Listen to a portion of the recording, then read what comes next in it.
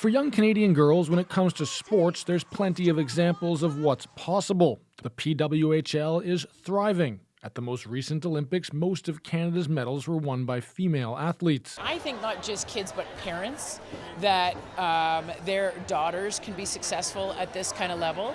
And now there's the transition into professional sport. There is professional soccer. The Toronto Tempo are the WNBA's newest team, and PWHL players are even part of the latest EA Sports NHL game, one of the most popular video games of all time.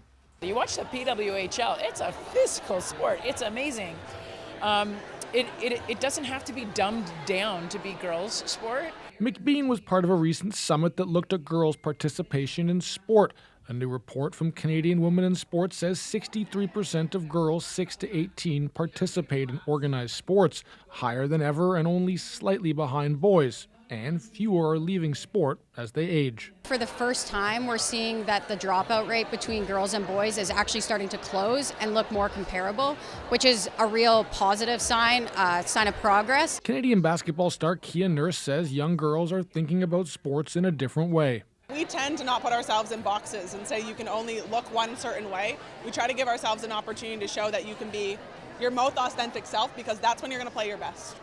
And experts say much more is possible. All of this has happened without Rogers and MLSC, who own all of Toronto's major league sports teams. Will, the largest sport property in this country, who essentially hasn't been involved, decide to pick up a playbook and develop a playbook and get active in the women's sports marketplace? Dreaming of bigger things on the biggest stages and starting to see it pay off in smaller gyms and arenas across the country.